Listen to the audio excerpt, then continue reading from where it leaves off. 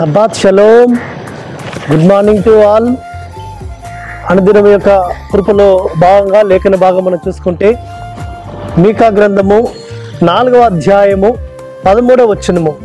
నీ శృంగము ఇనుపదిగాను నీ డెక్కలు ఇత్తడిగాను నేను చేయుచున్నాను. సియోను కుమారి, నీ శృంగం ఇనుపదిగాను నీ డెక్కలు ఇత్తడిగాను నేను చేయుచున్నాను అని సృష్టికర్త అయిన యెహోవా యెరూషలేము గురించి వాగ్దానం చేసి వస్తుంటున్నాడు.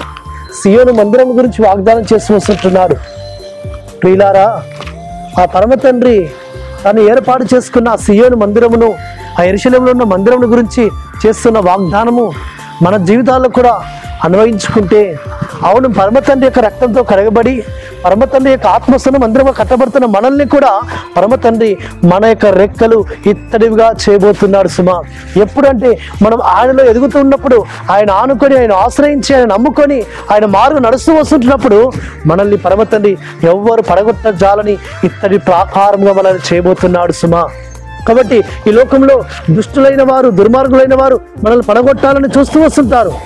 వారి యొక్క కుయుక్తులకు, వారి కుట్రలకు మనం పడిపోకుండా మనం స్థిరంగా నిలబడాలి అంటే ఆయన సహాయం కావాలి. కాబట్టి ఆయన వాగ్దానం చేసి వస్తున్నాడు.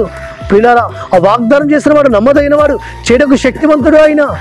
కాబట్టి ఆయన యెరూషలేము యొక్క మందిరమును, యెరూషలేమును ఏ విధంగా ఆయన ఆ యొక్క రెక్కలు ఇత్తడివిగా చేయబోతున్నాడో, ఆయన చేసి ఉన్నాడు. ఏ విధంగా ఆ యొక్క పరమ తండ్రి ఇజ్రాయేల్ దేశమును, ఆ యెరూషలేమును కాపాడుతున్నాడు, దాని పోలి ఆత్మ సంబంధన మందిరం ఉన్న మనల్ని కూడా పరమ తండ్రి కాపాడే నాథుడు, మనల్ని కూడా భద్రపరిచే నాథుడు, మనల్ని కూడా ఆయన బలవంతమైన జనాంగముగా చేసే నాథుడు సుమా. కాబట్టి మీకా ప్రవక్త ద్వారా ప్రవచింపబడుతున్న ఆ ప్రవచనము అలనాడు అది యెరూషలేమును గురించి ఆ వాగ్దానమును మన పక్షమును కూడా నెరవేర్చడానికి సిద్ధంగా ఉన్నాడు పరమ తండ్రి. కాబట్టి మన రెక్కలు ఇత్తడివిగా చేయబోతున్నానని పరమ తండ్రి చేసిన వాగ్దానాన్ని మనం జ్ఞాపకం చేసుకొని ఆయనలో ఎదిగితే, ఆయనలో మనము ఆనందిస్తూ వస్తుంటే, ఆయన ఆశ్రయిస్తూ వస్తుంటే, ఆయన కనుదృష్టి మన మీద ఉంచి మన రెక్కలు ఇత్తడిగా చేయబోతారు సుమా. మనల్ని ఏ దుర్మార్గుడు, ఏ దుష్టుడు, ఏ దురాత్మ చీకటి శక్తి పడగొట్టజాలని ఇత్తడి ప్రాకారంగా మనల్ని నిలబెట్టబోతున్నాడు సుమా. గొప్ప ఒక బలమైన జనాంగముగా మనల్ని స్థిరపరచబోతున్నాడు. అట్టి విధమైన జనాంగముగా పరిశుద్ధాత్మ తండ్రి మనల్ని కాపాడాలి అంటే నిరంతరం మనం ఆయనను ఆశ్రయించాలి, ఆయన ఆజ్ఞ అనుసరించాలి, ఆయన మార్గంలో నడవాలి, ఆయనకి ఇష్టముగా జీవించాలి. అట్టి విధంగా ఆ పరిశుద్ధాత్మ తండ్రి మన రెక్కలు కూడా ఇత్తడివిగా చేసి బలమైన జనాంగముగా ఆయన మనల్ని నిలబెట్టును గాక. ప్రార్థన చేసుకుందాం. పరలోకమందున్న తండ్రి, సర్వోన్నత జీవాధిపతి యెహోవా వంశానికి స్తోత్రములు.